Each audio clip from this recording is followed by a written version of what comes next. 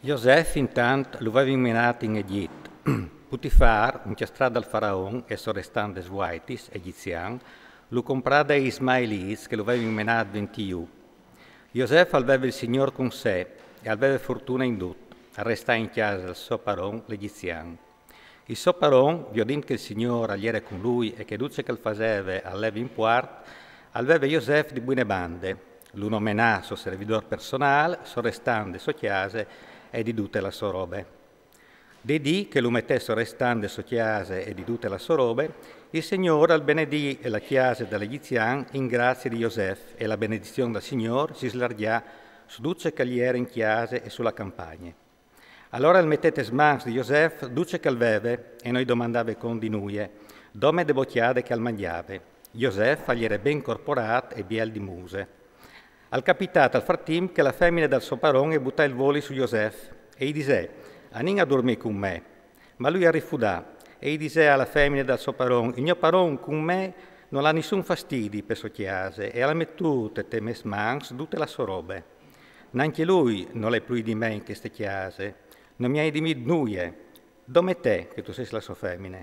Con che coscienza puoi io fare una porcaria da genar e la quintri di Dio? Sebbene che ieri stava sotto a Joseph, ogni dì, lui non voleva mai sapere di là a dormire con ie, di buttarsi dai suoi bracci. Un dì Joseph agli entrò in chiesa per fare i suoi svoris e in chiesa non era un famei di numero. La femmina lo tirò a petogni e disse, anin tagliet con me, ma lui gli lasciò in mano la sottogne e a stiampà fur di buride. Iodint che aveva lasciato la togne e te sosmans e che agli era fuit via di tutte corse, e clamai si e famei si ordise, vi ho detto chi, non sa meno ad ogni un ebreo per Matteo con noi, alle venuto da prov di me e al voleva che io fosse là con lui, ma io ho ripetato un gran berli e quando l'ha veduto che io berlavi e che ho clamavint, alla molà della togna e l'è stiampato come il fum. E così mette la togna d'ogni di sé, finché mai che non tornà a chiesa il paron. Allora gli ripete la stessa solfe, che sclavo ebreo che tu mi hai smenato in chiesa, alle venuto d'ogni di me per Matteo con me, e quando io ho attaccato a berlà e ho clamatint, alla molà della togna alle fuit vie.